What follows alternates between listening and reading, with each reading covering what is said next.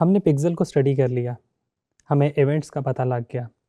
Pixel की base पे हम इवेंट्स क्रिएट करते हैं, हमें ये सारी साइंस का पता लग गया। अब हमारे पास एक और टास्क आता है, वो है हमारी ऑडियंसेस। हमारे पास मल्टीपल टाइप ऑफ ऑडियंसेस होती हैं। फॉर एग्जांपल, अब अगर मेरे पास डेटा सेट तो कंप्लीट हो गया, मेरे पास डेटा की एक्सेस भी आ गई, मुझे पता लग गया कि कितने यूज़र्स ऐसे हैं जो आए और उन्होंने ऐड टू कार्ट किया, कितने यूज़र्स ऐसे हैं जो आए और उन्होंने चेकआउट किया, कितने यूज़र्स ऐसे हैं जो सिर्फ कंटेंट व्यू करके वापस चले गए। अब मैं अगर इन सब लोगों को टारगेट करना चाह रहा हूँ, मैं इन सब लोगों को कैप्चर करना चाह रहा हूँ, तो मेरे पास क्या मेथड होगा कि मैं इन ऑडियंस के सेगमेंट्स क्रिएट कर सकूँ। देखें, आपने जब भी ऑडियंस के सेगमेंट क्रिएट करने हैं उसके लिए आपके पास एक छोटा सा डेटा सेट होना चाहिए। वो डेटा सेट बेस्ड करेगा कुछ इवेंट्स पे, कुछ चीज़ों पे। देखें, जब तक आप एड्स रन नहीं करेंगे, जब तक आप एड्स क्रिएट नहीं करेंगे, तब तक आप किस तरह से इस चीज़ को इंश्योर कर सकते हैं कि आपके पास जो ऑडियंस आ रही है उनके आप कैटेगरीज बना सकें, उनको आप डिवाइड कर सकें। तो सबसे पहले ये जो अब हम काम करने जा रहे हैं, इसके लिए आपके पास थोड़ा सा ऐड का डेटा होना चाहिए कि आपने हफ्ता, 10 दिन, 15 दिन ऐड रन की। अब उस ऐड की बेस के ऊपर हम ऑडियंसेस क्रिएट करते हैं, हमारे जो यूज़र्स हैं उनको डिवाइड करते हैं। मैं स्क्रीन पे चलता हूँ, मैं आपको यहाँ पे कुछ चीज़ें शो करता हूँ। आपने ऐड रन की, मेटा के एल्गोरिदम को थोड़ा सा समझिए। फॉर एग्जांपल, आप कपड़ा बेच रहे हैं। अब अगर आप कपड़ा बेच रहे हैं तो मेटा क्या करेगा, मेटा आपका बजट लेगा, आपकी रिलेटेड ऑडियंस को ढूंढेगा। वो लोग जो कपड़े ख़रीदने के अंदर इंटरेस्टेड हैं, वो लोग जिन्होंने रिसेंटली कपड़े ख़रीदने की किसी ऐड पे क्लिक किया है, रिसेंटली किसी कपड़े ख़रीदने वाली ऐड पे कमेंट किया है या जाके एक्चुअल परचेज़ की है। मेटा क्या करेगा, उन लोगों को आपकी ऐड दिखाएगा। अब जब उन लोगों को आपकी ऐड दिखाएगा और उधर से आपको कुछ परचेजेस मिल जाएंगी, तो आपकी वो ऑडियंस मेटा आपकी सीड ऑडियंस बना देगा। सीड ऑडियंस का मतलब ये है कि आपकी एक्चुअल ऑडियंस जो आपसे ख़रीदारी कर रही है, आपके एक्चुअल कस्टमर्स। अब ये आपके सामने यहाँ पे आप स्क्रीन पे अगर देखते हैं तो ये आपकी सीड ऑडियंस आ रही है। ऑडियंस की मल्टीपल टाइप्स हैं। सीड ऑडियंस की बेस पे हम ऑडियंस को टाइप्स में डिवाइड करते हैं। एक आपके पास आती है नैरो ऑडियंस। देखिए, एक साइड पे आपकी ये सीड ऑडियंस है, ये आपकी दूसरी जो आपकी ऑडियंस है अदर देन आपकी सीड ऑडियंस। देखें, सिर्फ जो आपसे जिन्होंने ख़रीदारी की है, मेटा उनको तो टारगेट नहीं करेगा ना, उनके अलावा भी लोगों को टारगेट करेगा। तो मैं अगर ये चाह रहा हूँ कि मेरी जो एक्चुअल ऑडियंस है उससे मिलती जुलती ऑडियंस को मेटा टारगेट करे, तो मैं नैरो ऑडियंस पे जाऊँगा। नैरो ऑडियंस की टर्म को मैं यूज़ करूँगा। बस इसको आपने यहाँ तक समझ लेना है, हम इसको भी प्रैक्टिकली देखते हैं। फिर आपके पास आ जाती है बैलेंस्ड। ऐसे लोग जिनके कुछ एट्रीब्यूट्स मिलते जुलते हैं आपकी एक्चुअल ऑडियंस से। देखें, आपकी एक्चुअल ऑडियंस 2000 या 2500 रुपये की कपड़े आराम से ख़रीद लेती है। तो मेटा क्या करेगा, अगर हम बैलेंस पे जाएंगे, मेटा उन लोगों को ऐड दिखाएगा जो इसी प्राइस रेंज के आसपास ख़रीदते हैं। नैरो के अंदर तो वो एग्जैक्ट उन लोगों को दिखाएगा जिन्होंने रिसेंटली इस प्राइस रेंज के अंदर बाय किया है।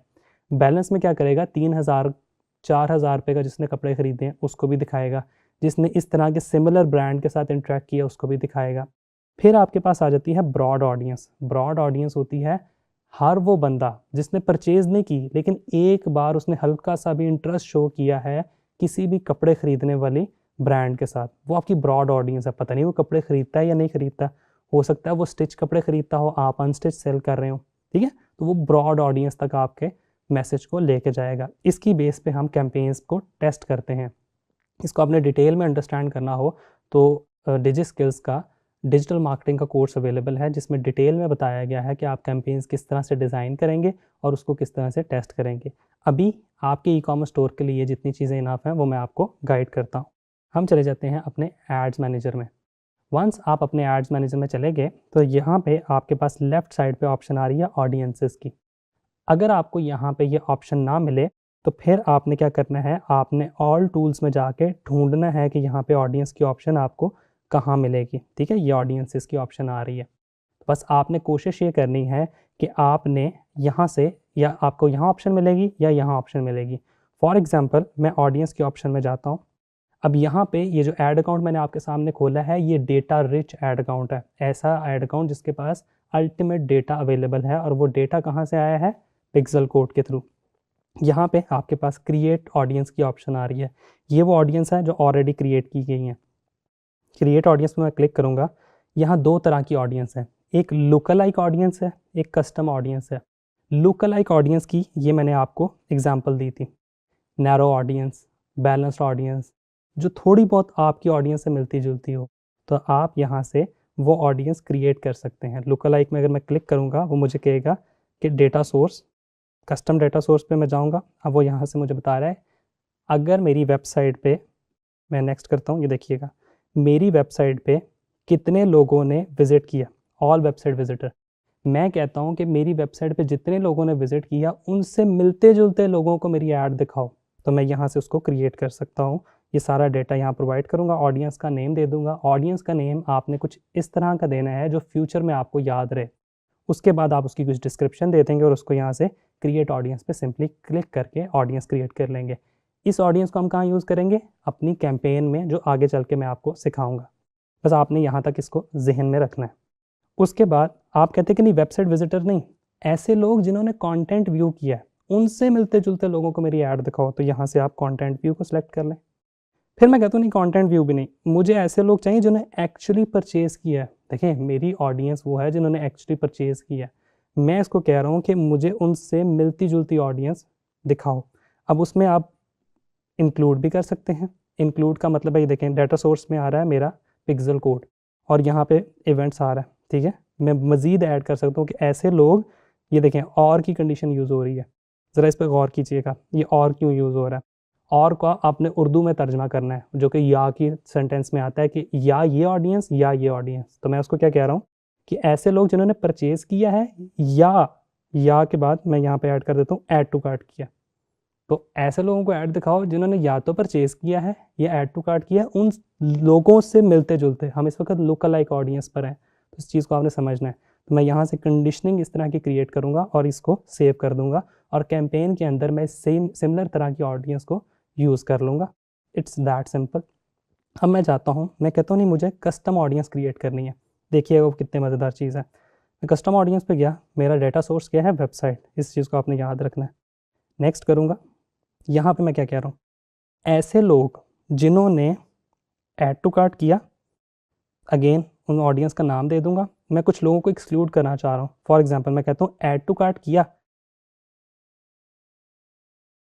क्या देखिएगा ऐड टू कार्ट किया लेकिन उन्होंने परचेज़ नहीं किया, ठीक है। तो मैं इस तरह के लोगों को एक्सक्लूड के, ऐसे लोग जिन्होंने ऐड टू कार्ट किया, परचेज़ जिन्होंने किया उनको निकाल दो। देखिए मैंने एक्सक्लूड कर दिया ना परचेज़ वाले लोगों को, कि परचेज़ वाले लोगों को निकाल दो। जिन्होंने सिर्फ ऐड टू कार्ट किया ना, उन लोगों को मेरी ये ऐड दिखाओ। अब आप क्या कर सकते हैं, इस ऑडियंस को क्रिएट करके एक ऐसी कैंपेन डिज़ाइन कर सकते हैं जिसमें सिर्फ ये लिखा हो कि आपने हमारी वेबसाइट पे अभी ऐड टू कार्ट किया लेकिन किसी वजह से आपने उसको स्किप कर दिया। हम आपको 10% डिस्काउंट ऑफ़र करते हैं ताकि आप उस अपने ऐड टू कार्ट को प्रोसीड करें और हमारी प्रोडक्ट को एंजॉय करें। अब ये देखिए आपने ट्रस्ट का एक और लेवल बढ़ा दिया, ठीक है। एक बंदा है, उसने अभी ऐड टू कार्ट किया लेकिन वेबसाइट बंद कर दी। थोड़ी देर बाद उसको दोबारा ऐड शो हुई जिसमें आप उसको ये बता रहे हैं। थोड़ी देर के लिए तो वो डर जाएगा ना कि कोई मैजिकल वे है जो इनको पता लग रहा है ये चीज़, लेकिन this is how big brands work. तो इस चीज़ को आपने ज़हन में रखना है, और यहाँ से आप आके अपनी कस्टम ऑडियंस को क्रिएट कर सकते हैं और लोकल ऑडियंस को क्रिएट कर सकते हैं। लेकिन इसके लिए आपके पास पीछे डेटा सेट होना चाहिए, यानी कि आप 10 दिन, 15 दिन या 1 महीने, जितनी ज़्यादा कैंपेन चली होगी उतना ज़्यादा आपके पास रिच डाटा आएगा और उतना फेसबुक एक्यूरेटली परफॉर्म करेगा। बस आपने इस चीज़ का ख्याल रखना है और कस्टम ऑडियंसेस को क्रिएट करना है। Thank you.